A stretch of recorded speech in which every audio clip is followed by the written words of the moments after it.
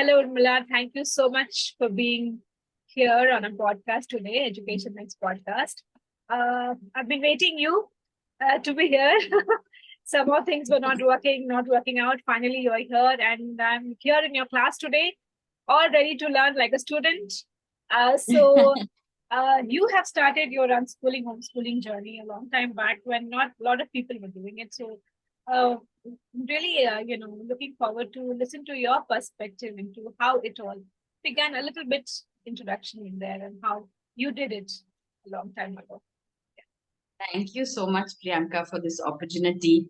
I always feel really grateful when people invite me to speak, and because I think this is something we don't realize that people don't really haven't heard about these things. They don't know about these things, and when they hear about it, some people are shocked. But more and more now, people really wish that they heard about it before, and so that's why I love every opportunity to talk about it. So thank you so much.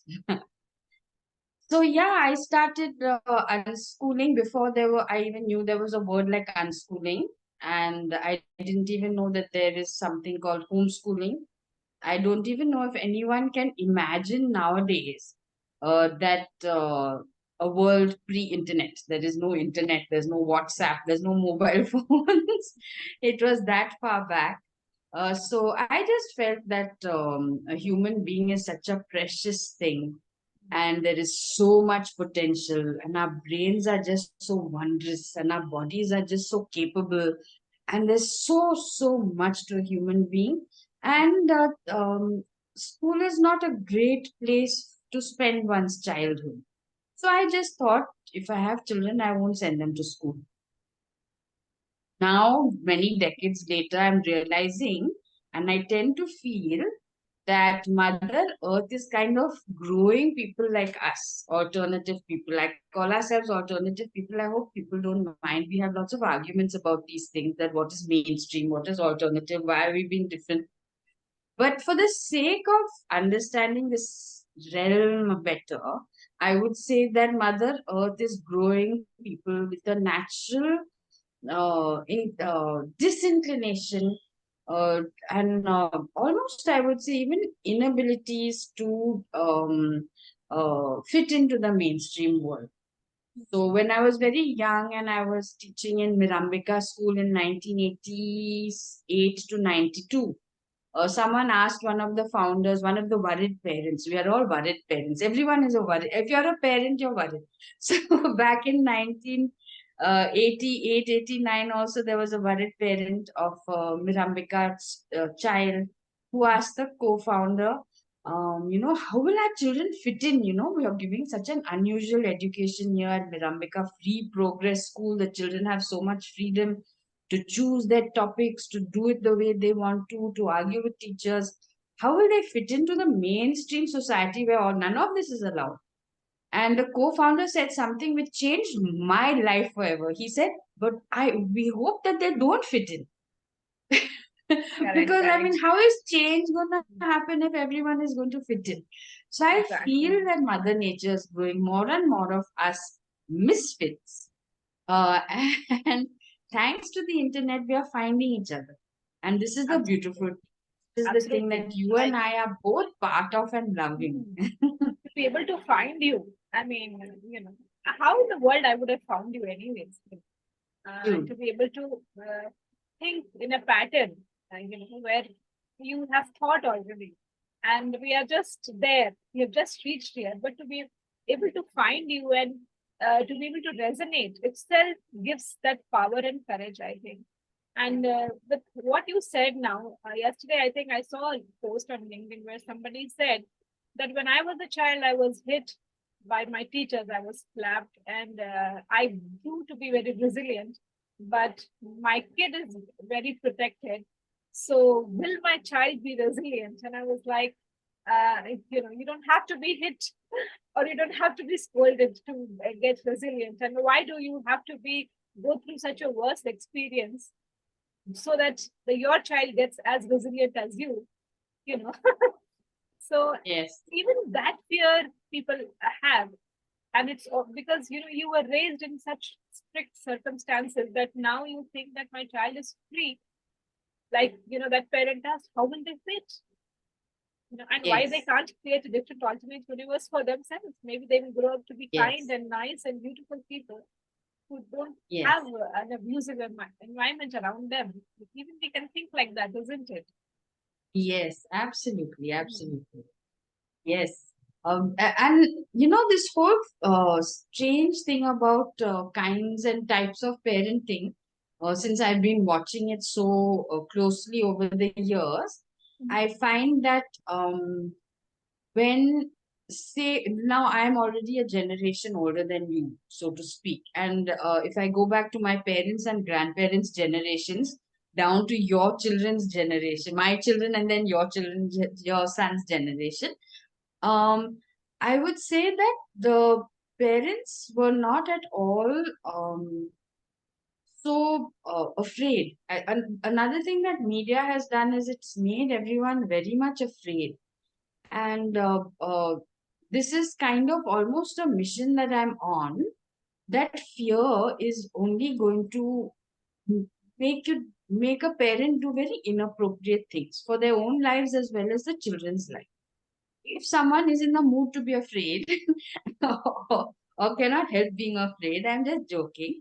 Most we can't. We, to be very truthful, we can't not be afraid. Even I was doing Yeah, true. things which were unheard of at a time when it was unheard of. And I was very afraid. So there's no doubt about that. I'm not discounting fear or saying that it shouldn't be there. It is there. It's a fact. But I would like to draw parents' attention to the fact that actually the fear is making things worse, not better. It makes us make wrong decisions. Whereas if we just try to maybe use our fear, or convert our fear, or transform our fear into something which is more useful, so that we do some research, watch podcasts such as this, or any I'm not trying to promote one kind of Correct, parenting or correct. education to another. I just want to open people's minds and hearts mainly. See, this is another issue that we are facing, is that people, parents, and all people, because of generations of education, we have been sat down. So deny the body, just sit down in classrooms for many hours, sit down doing homework, now sit down for tuitions. And if you play, then that also is a kind of sit down play, because it's a controlled Absolutely, environment and not absolutely, no free play. absolutely.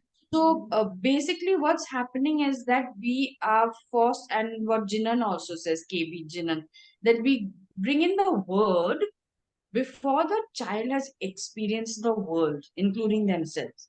So when we don't experience ourselves and the world through our own bodies and senses, what happens is we start living a second-hand life through our minds, through the words, through the stories, through what people are telling us, parents, teachers, society is reaching us through media, and we're living second-hand lives. And I'm in fact now calling it even third and fourth hand because through media it's actually a hand me down. So someone hears something, then they build on that, and then they build on. It's become a totally hand me down life. That is not at all true. It's so far from the truth. So if we are fearful, I would say rather be fearful of the untruths which are going on in our heads. We're allowing our heads to be fed with a lot of untruths and basing things on that.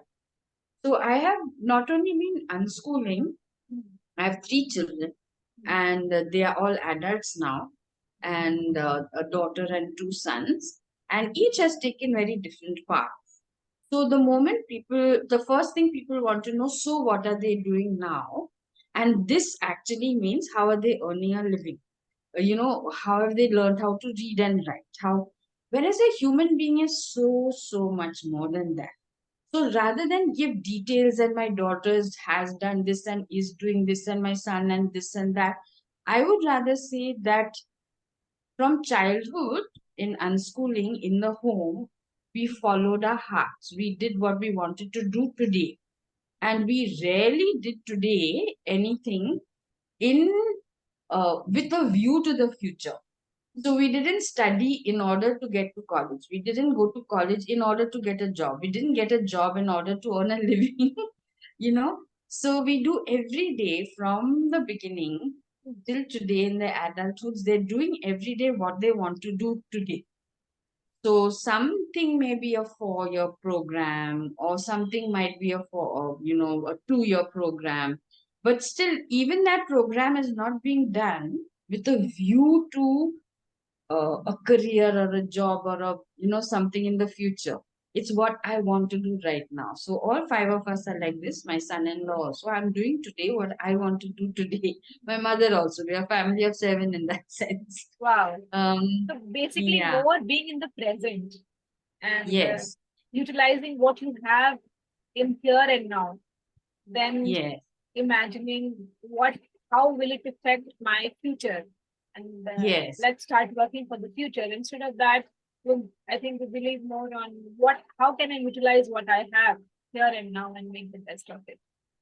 Yes. It's not even about utilizing and making the best of anything. If I'm very, careful about, giving the correct picture, I would just say that I literally wake up every morning and do what the day is asking of me. It's more like that. Or just doing what I'm doing right now, just the way it is. So, yeah. Um, so what happened is we started and there was no one around at that time. A neighbor of ours was very happy to hear about homeschooling, and so she started. But we were all so much in our own worlds that we connected, but never really felt connected. So they were lonely in their world. We were kind of lonely in our world and struggling, not knowing exactly what was happening. There were always these questions. So around in 2009, I suddenly got this urge to speak about it. Because online I heard that there are homeschooling groups in the US and Australia, and some parts of Europe it's banned. In Germany it's illegal. Some Correct, other correct. countries also, yeah. So Spain. I thought, yeah, I thought would be really useful for people to know about it, because unlike my beginning in years in 1992 and all the way till 2009, in the early years people used to criticize or say you're playing a fool with your children's life, experimenting, they'll be ruined, their futures, they'll never get jobs, and etc. The usual things. But by the time I reached 2009, newspapers had started, Indian Express was the first one interviewing me, and words started getting out, and people actually started being interested. People started saying, "Hey, I wish I'd known. Oh, you're so brave." Those kinds of things. I always tell people when they say I'm brave, I need a lot of courage to send my children to school, actually. you know but now I've come to a stage where I don't criticize schools for various reasons. I won't go into all that now detail, but in 2009 I started to speak about it. And the first place was in the urban ashram. Shital Sangvi very kindly allowed me to speak, without charging for his space. And so, because I didn't want to charge people, I just wanted people to come, and he resonated with that. There I met Shami Nanda, and he introduced me to the Manish Jain's community. Okay, all right. And yeah, through that I got connected with Learning Societies and Conference. Then slowly more and more homeschoolers started appearing on the scene by 2010. And I started something actually in 2009. Before I met anyone, I started. Uh, uh, as I started speaking, I started noticing that, hey, people are interested. People want to do things other than their normal humdrum lives. Now, post internet, it's become quite common. In those Correct. days, I didn't know anyone who did anything out of their school, college work.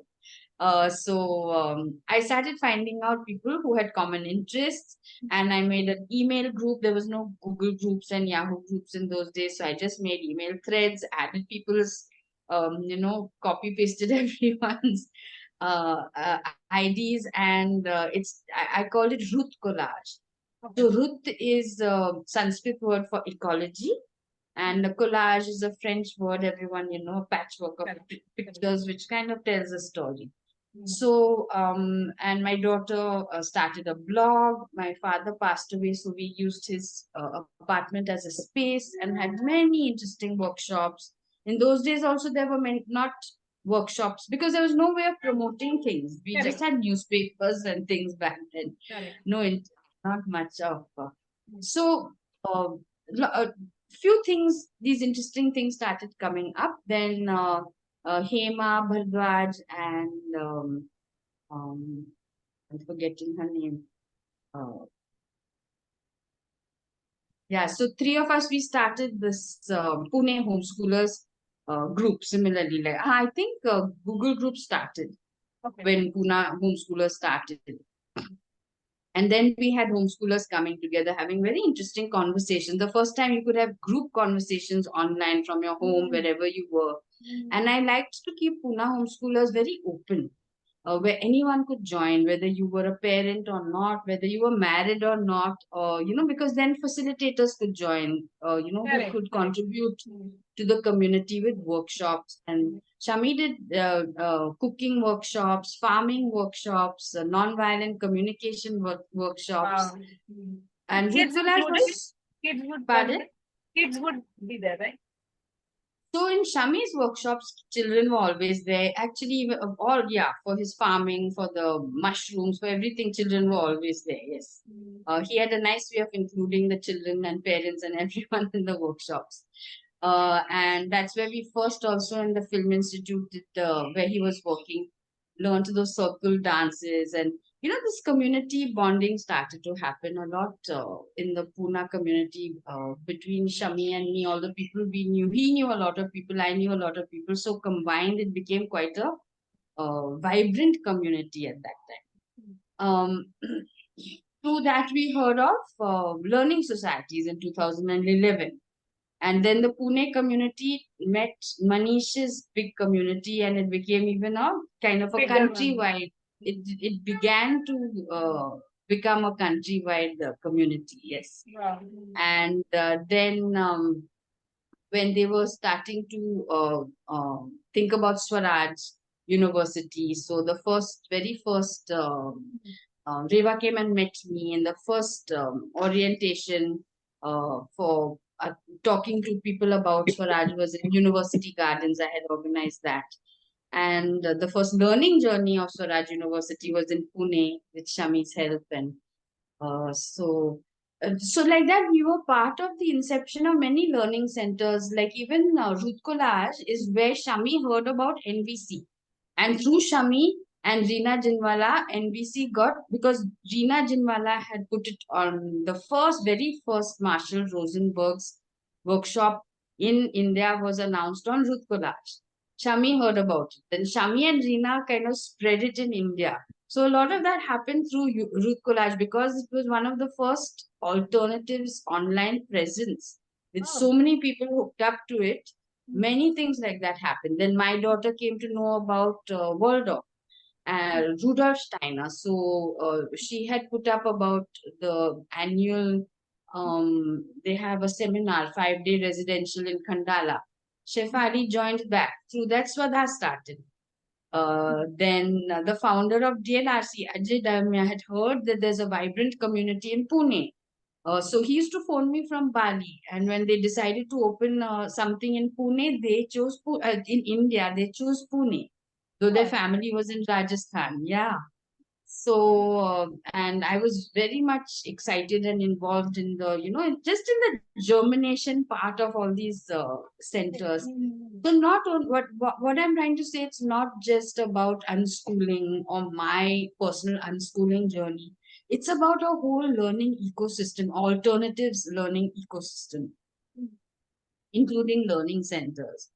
Arohi, I remember, had come for LSUC, Aditi, at Hideout, and connected with the community. Then Swashikshan started. The some people in Bombay and Naveen Pankti from no from Nainital side, Haldwani. So they got together and they invited me, and together we kind of co-founded Swashikshan. Mm. And I was so excited with these unconferences, and I had attended two unschooling conferences in the US. And Mm. I thought, my God, I found my tribe, and there are so many pagal people. I'm not all alone. There are more, and not just few more, hundreds more. So at LSUC, we were 200 in 2011, and in 2007, when we went to the US, we were 600 in the two there was one with about 250 people in it, and in one place, and in the other in San Diego, and in Texas there was an unschooling conference with 600 people. Wow. So I said, wow. And then I came in, this was all in 2007 in US. And in 2011, I came for LSUC, and again we were 200 people. So I said, there are really, really lots of people, and the way for us to connect and know about each other is to have these large events. So then I initiated the Swashikshan annual meets. So I asked many people who will help me, because I don't have capability for all these complex things. So then Supriya Supriya Joshi very kindly and excitedly said, I'll help you.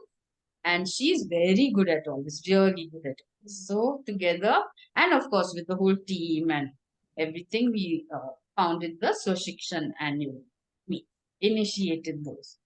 And these, through these, we didn't realize back then that through these large meets and through these different types of platforms, later with FP and all these things, it actually helps to grow, nurture, connect the community. And there's nothing like, connection, human to human connection, which gives people, as you were saying in the beginning of this talk, no, it gives people courage, it gives people some kind of feeling of, even if we don't connect, ha, ye log hai. It's not a Exactly. lonely Exactly. battle. It's like the same thing happened with me when I went to this meet, IMA. Like इतने सारे लोग हैं ना, there's so many people there doing Mm. very different things, but at least Mm. they are jingling with the same spirit of Yes. unconfidence, and a different world they have created for themselves, for their kids, for their community in their own versions. It doesn't have to be exactly same systemized, but it can be a very different approach, your and mine. But we resonate somewhere, and we are here Yes. to share and learn, and that itself is such a gift. Like you realized when you found so many people, like, okay, so many people are there. Wow, this is interesting. Mhm. Yeah, yeah. I love these two words which you use, resonate and spirit. It's literally that our spirits resonate, because when you find your tribe within a few sentences or little body language or little, like, what are you doing? Even in those days, it was very funny. If you met someone and they asked me or I asked them, what are you doing? And if the answer was nothing, we knew we had found out. You also It's all nothing, from me also nothing. that. It's all from that do nothing space. And then there was another friend of mine who said, you told me to meet so and so. And I asked her or him, what are you doing? And he or she said, I'm doing nothing. What does that mean? I would have a good laugh. I said, and I also doing nothing. Wow. Yeah. So in fact, recently I was telling Manish that we also started, inspired by the Pune, by the LSUC, Learning Societies and Conference, national level, 800 people now are going for it. And by the Swashikshan annual meet, I thought that let us have a Pune, a local version. And Manish also had often said, encourage people, why don't you do a local version? And I was very excited to do that. So what I didn't realize is that in order to do that, we have to have this spirit, the spirit of it very, very. Anyone can do a mela or an event or something, but to do this unconference type of thing, you have to have that spirit. And what I didn't realize and I didn't acknowledge and appreciate is that there was Nikhil Sheth. So there's always a team. There was Kiran, there was Dola, there was everybody who all had the spirit. But there are certain people who can actually do it and sustain it. And at that time, it was Nikhil Sheth. And recently, we have started, a version or upgraded version of it, the Pune Urban Village Gathering, and I'm doing this in collaboration with Manish Freeman. again, who embodies that spirit. One has to really have it in your heart to that everyone should have this freedom to blossom, and that no one is an expert. I am not an expert. The founders are not experts. The parent is not the expert. The teacher. So each of us has a little bit of expertise in things, but we want everyone to follow their own code. So that's why I no longer like to only say I'm unschooling. I also am with the homeschoolers. I also have homemade meets. And I'm not now so strict about that unschooling is the best. In the beginning, I thought that. I was convinced that only unschooling should be done. But over the years, I realized that different things suit different people, different parents. So I also started, apart from the being part of the germination of the learning alternative learning centers, I met Mr. Arun Wakru, and he's an amazing gentleman. He has in fact been doing open space since the 90s Wow. in Pune. Yeah, through his Pragati leadership, and he now also has Pragati Foundation, which has many good works throughout the city, dealing with many aspects of life which need to be seen to education and health and women's issues and many things, environment. I attended his meeting for many people. 100 people attended for Purna Pune. So similar dream to all of us. And it was again designed in open space. So we had breakout groups, and I was in the education group, and we started uh, having our breakout meeting. So I was in the smaller education core group, and a very fine lady, Mrs. Vijayam Karta, and another, I don't know, I'm forgetting his surname. So they explained to us the principles round table concept that we'll call principles of formal schools, mainstream schools, and and uh, tell them the many different things one can do in schools. So doable things. So Vijayam has actually done it in her school, and after the first meeting, we were joined by Mrs. Malti Kalmadi, and a good supporter of the whole thing was KP Professor KP Mohanan and Professor Tara Mohanan, his wife, and together they would. We organize. We thought we'd do it once every 6 months, but the principals were so receptive that almost every alternate month from 2014 till 2017, we had principals roundtables, and then other educators started coming. So we renamed it the Education Leaders Movement.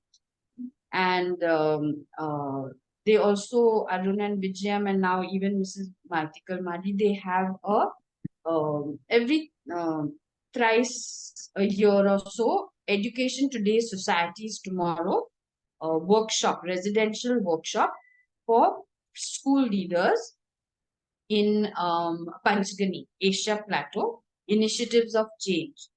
So this became another thing in which I'm rather involved. Are we running out of time? We have time now. So we have time. I'll let you know when Okay. we are running. Okay. Please go on. Yes, so this has become very exciting for me because um, I noticed now that many teachers have become rather teachers and principals are very much also in agreement that the education system needs to be changed. It's a very difficult and an uphill task. So some schools are able to somehow fit in these innovations, doable innovations, and most schools, even if they are in agreement, are finding it difficult because the requirements are such. And mostly now, what people are saying, especially post lockdown, that parents are afraid. So I started speaking about fears of parents and how natural it is to be afraid. But I really entreat parents to, somehow use their fears to rationally look at things also, but also use their heart. Don't be afraid to shift from head to heart.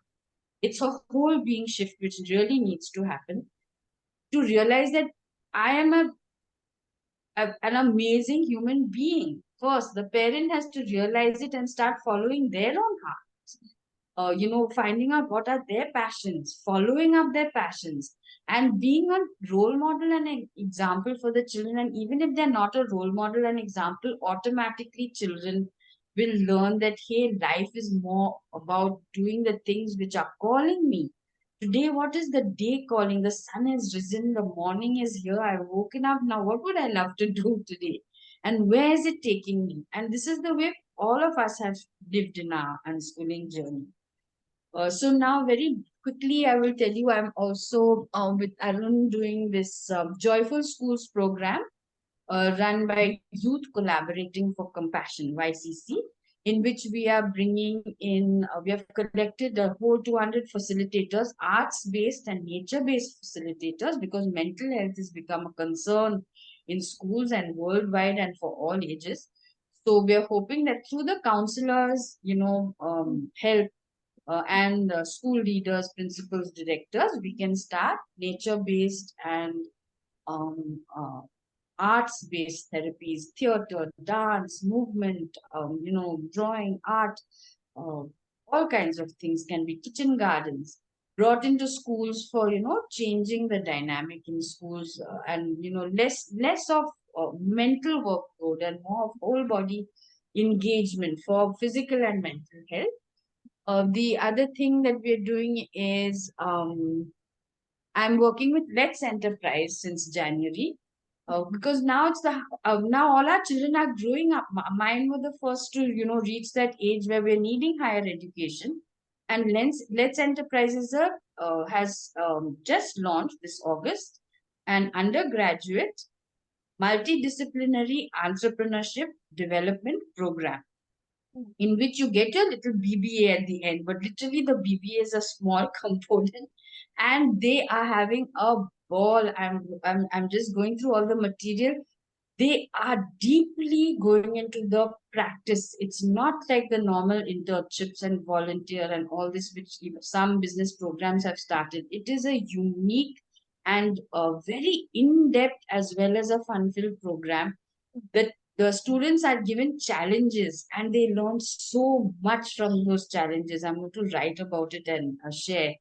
And then they attach it to theory. And the teachers are so affectionate and caring and knowledgeable about all the areas of business and self awareness that the students require. I would be surprised if it's a unique program in the world, definitely in the country, for children who would like to go into and it's basically not just if you want to do a business. If you're going to need an entrepreneurial mindset, basically they're going Absolutely. to help Yeah, I keep students talking to about build it. that. That's needed across the board. So that's one thing I'm doing. And I also want to say that because it's education related, everyone can't unschool and everyone can't homeschool. But you have Project Defy has this fabulous concept of the nooks. Mm. And it's just a space where they put the materials, 10 laptops, sewing machines, tools, tinkering, tailoring, hopefully a piece of land, where they can even grow food and things. So and no teachers. So you'll have facilitators who help the children find out and it's not just children, it's disadvantaged communities Mhm. who, why should they only study in horrible schools for jobs? Correct. Here they can actually hands-on do what they want, take up projects, do activities, engaging activities with caring mentors again, who will encourage them and help them and then direct them and so I'm very excitedly trying to connect Project Defy with NGOs in Pune. There are 3 to 5 in the pipeline right now. So these are all the things I'm engaged at different levels of education, from radical unschooling, full freedom, to the mainstream schools, everything in between, disadvantaged, rich, everyone. I'm trying. I think your journey, like you said, it always starts with, you understanding yourself first, what you're doing. And then is when you start thinking this is the best way. I am doing it and my kids are happy. And even it started the same feelings I had when I was going through this is the best way. But like you said, uh, for me it happened really fast at this realization because I got to talk to a lot of people. So slowly I started understanding that everybody has their own journey, everybody has their own realization. But the best part is when you realize this to yourself, not just what I'm going to give my kids. Is this the best practice in the world? Is Finland education the best? Or is the American system the best? Or is the Cambridge system the best? Versus, where are you finding the joy? And how are you learning, unlearning, upskilling, skilling? Like we have done different courses, we've been different human beings. If I start looking at all the parts of my life and I connect what I am today, is it even related? No. To what I started doing. But when you can understand all this in your brain, and then you can make sense of how your child grows, I think then it's easier to take it easy instead of being fretting over, oh my God, which is the best way to go, which is the best way. Why is my child not ready for this exam? How can I make him or her ready? So then you get confused. And I think like your journey, and now you have come to realize that the idea is to give, your knowledge and your expertise to different mediums, be it schools, be it unschooling societies or unconfident. The idea is that you have gathered so much and now you can easily help other people grow and nurture if they need it. I think that should be the whole idea of unschooling because it doesn't come from a fixed mindset. It comes from a flow where you meet different obstacles and you grow. Sometimes you go under the bed, but then again come up. So I think it's beautiful to hear from you how you have such a rich experience from a very long time. It becomes rich. Why I say rich? Because you have seen a lot of ups and downs.